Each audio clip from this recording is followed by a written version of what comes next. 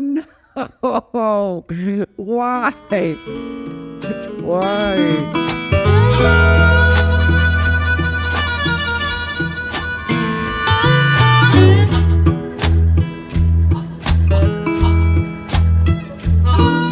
Down in Louisiana, where the tall, tall pine trees grow, there live a preacher daughter and she knows how to jelly roll. And a papa wanna save my soul, but a sweet talking daughter, Lord, she loves to jelly roll. Yes, she do. There's something interesting happening in photography right now. For years now, since all these cameras are getting more advanced, sharper and faster, I feel like a lot of photographers are starting to lean in the complete opposite direction. They are chasing imperfections, 1080p footage, low res things, grainy. And that's why I feel like this little camera is kind of where it fits into all this new nostalgic chaos. Daddy, will you come in home? Won't you come on home?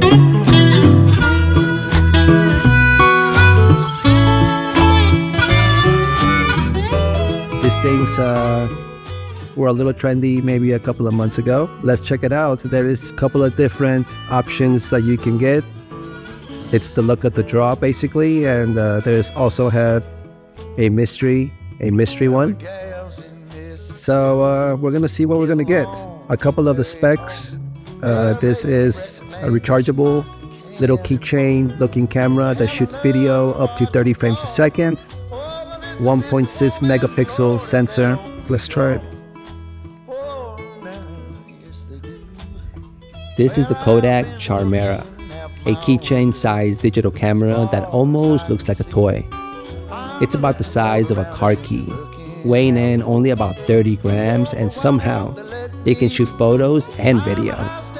But the real question is this actually usable or is it just novelty? Let's talk about it.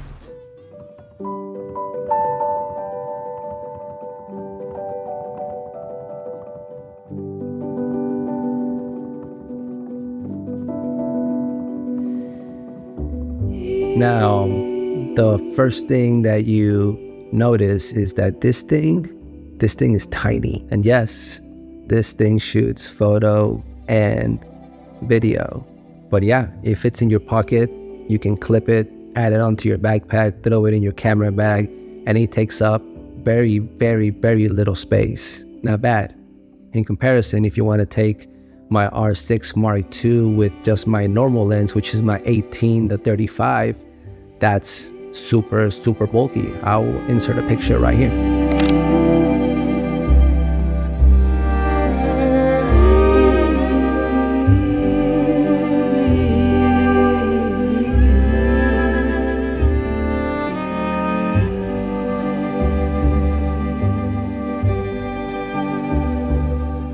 But the size also comes with trade-offs.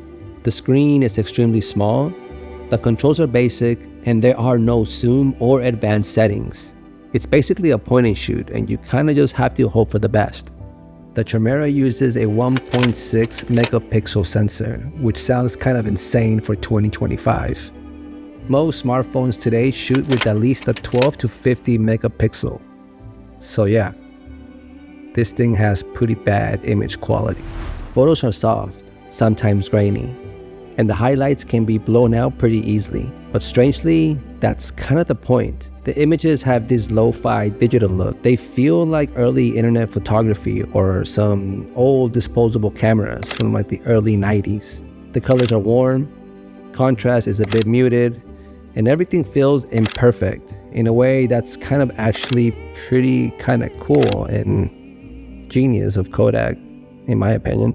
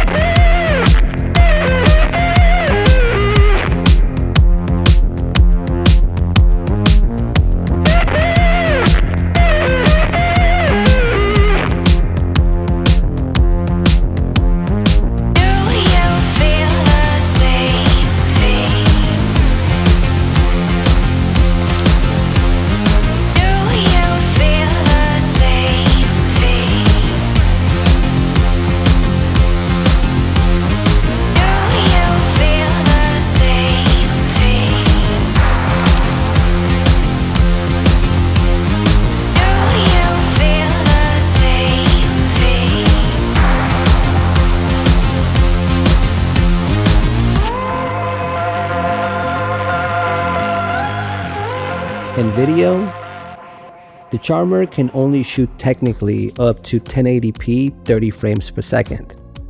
But don't expect cinematic footage coming out of this thing. It has no image stabilization and it can get pretty shaky. The overall look just looks kind of like raw to me. Some people actually compare it to an old Super 8 film, but you know, it just depends on your vibe and your aesthetic. Yeah, good point.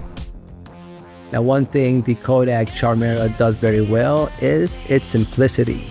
It's very, very simple to use. You just turn it on and you literally have 3 options in the back. One's for camera, one's for video, and the other one is the settings if you want to add the date onto your photos and in what format you want to do that. So that's it. There is no other menu. You can also, once you select photo, within the photo it does have a couple of like filters that you can sift through, and whichever ones you like. It's pretty fun. So it does have little filters. Those get embedded into the JPEG. Pretty cool. Now, at the end of the day, this little Kodak Charmera, it's not trying to replace your phone or your actual professional camera. This is something that you can just kind of throw in your backpack and maybe clip it on your keychain. And if you have a spontaneous moment or you want to capture something and you might not have your big setups, you can maybe do it with this. Now, will I do it? Probably not, because I always have either my big camera or my Fuji camera on me at all times, or some kind of film camera.